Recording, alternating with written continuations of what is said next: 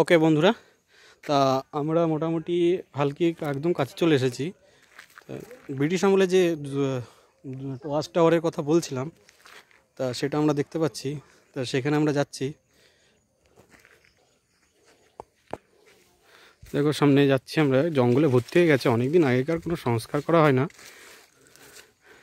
একেবারে সংস্কারের অভাবে ভেঙে চুরে পড়েছে।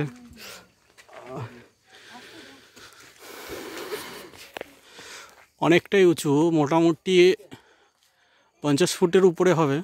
আমরা দেখতে পাচ্ছি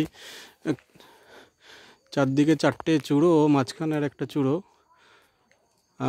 শোনা যায় যে ব্রিটিশ আমলে তৈরি এখানে একটা সুড়ঙ্গ করা আছে।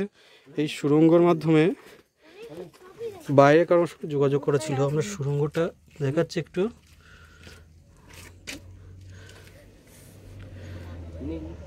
সুড়ঙ্গটার উপরে এখন গভর্নমেন্টের তরফ থেকে রেলিং দিয়ে দেওয়া হয়েছে, যাতে কেউ নামতে না পারে। একসময় নামা যেত, অনেক দূর পর্যন্ত যাওয়া যেত।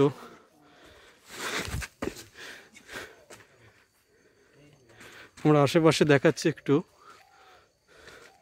দেখো জঙ্গল একদম পুরোপুরি জঙ্গলে ভর্তি হয়ে গেছে সাইডটা। এখানে অনেক দর্শনার্থী এসেছে দেখা যাচ্ছে, এখানে দেখতে পাচ্ছি একজন আঙ্কেল আন্টি আর একটা ছোট বুনিও আছে। তারা সবাই এখানে দেখতে এসছে। আমাদের পেছনেও দেখা যাচ্ছে অনেকটা জঙ্গল।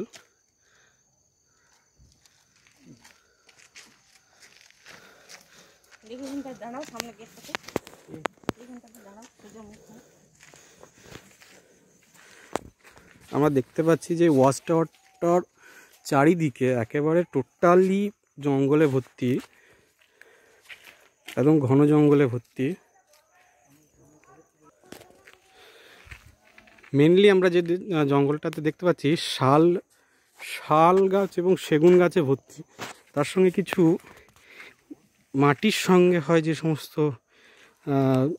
গাছ, যেমন বনকুল বা বুচ বলা হয়।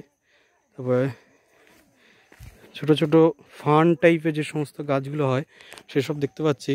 খেজুর গাছ ছোট ছোট, সেসব দেখা যাচ্ছে।